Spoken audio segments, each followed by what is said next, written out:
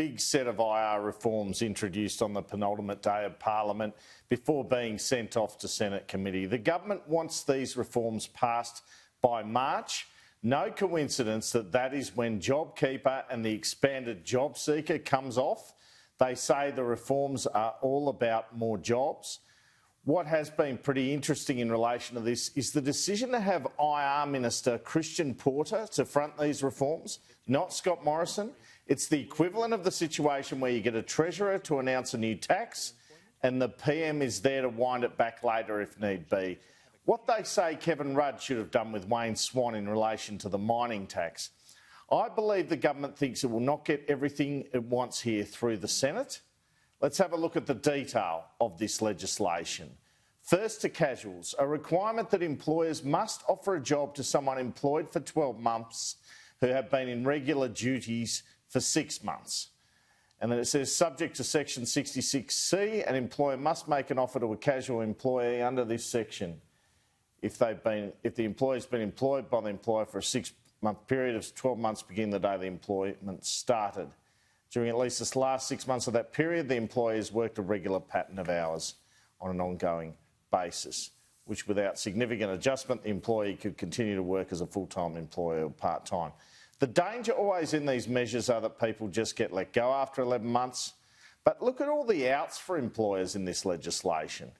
It states that an employer is not required to make an offer under that section to a casual employee if there are reasonable grounds not to make the offer. That could include that there is set to be a significant change in the worker's hours of work or that the employee's position is set to cease within 12 months anyway. So they're saying we're ensuring that casuals become permanent, but there's a number of outs for the employer. Then there's the better off overall test. That's what Labor have been carrying on the last hour about. One Labor person described it to me today as the, quote, overreach, unquote, that the opposition was hoping for. This gives a pretty broad definition for when, during a new enterprise agreement negotiation, you can give someone worse conditions than the award. It says the Fair Work Commission can ignore the better off overall test based on, quote, the views of the employees and of the employer or employers, the circumstances of those employees and employers and of an employee organisation, including the likely effect that approving or not approving the agreement will have on each of them. And importantly here, it says the impact of the coronavirus, known as COVID-19, on the enterprise or enterprises to which the agreement relates. Here is ACTU boss Sally McManus earlier today saying we are no longer together with the government on this and suggesting that every business in Australia could be eligible to take this on and give workers worse conditions than the awards, given they are all affected by COVID. Well, it seems like as of today we are not all in this together.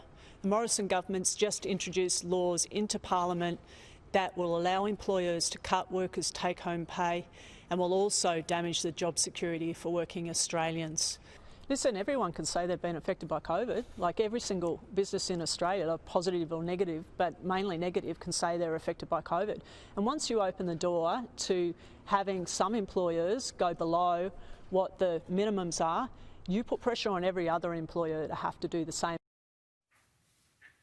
There was an alternative here to apply a turnover test in the legislation to giving up the better off overall test or boot. Christian Porter, the minister, he says the Fair Work Commission will make this assessment anyway, will make the assessment as to whether businesses are affected by the COVID crisis. The government's argument is that there was already provision in Labor's Fair Work Act 2009 for businesses to be given permission to bypass the boot when they're in, quotes, exceptional circumstances, unquote, such as a business about to go broke.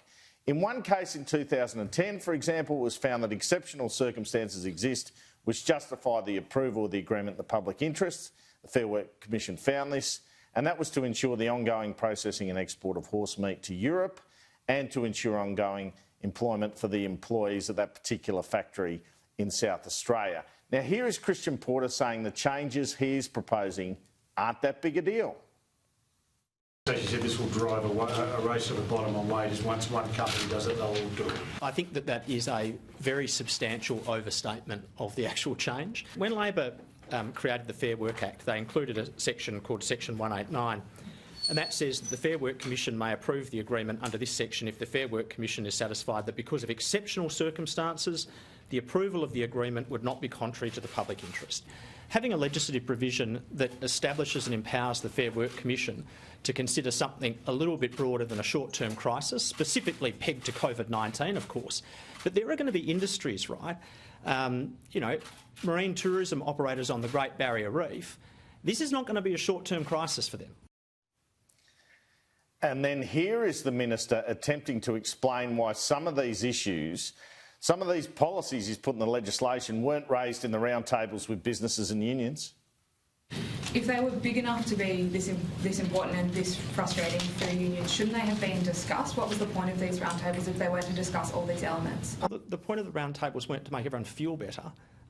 They were to understand problems, harvest up ideas as to how to fix those problems, stress test those ideas. The roundtable's finished.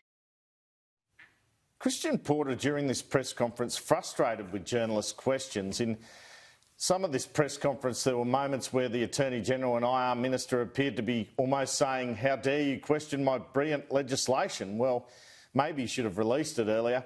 Also in the legislation, there is an attempt to continue the flexibility in the Fair Work Act that was put in place for the pandemic. The bill proposes to, and I quote, extend existing JobKeeper flexibilities in the Fair Work Act concerning duties and location of work to employers and employees to whom identified modern awards apply, and extend existing JobKeeper flexibilities concerning duties and location of work. All of this is for 2 years.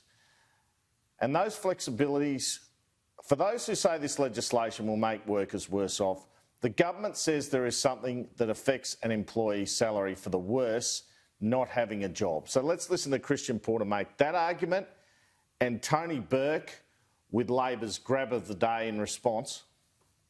Everything in this bill is designed to grow jobs and grow the number of hours that people work. If they want to work more hours, they have more hours available. Everything in this bill is designed at job growth. This is what a pay cut looks like. This pay cut is the government's Christmas present to workers who got us through the pandemic. The government's taken the Better Off Overall test and turned it into a test where, under an agreement, every single worker covered can be worse off.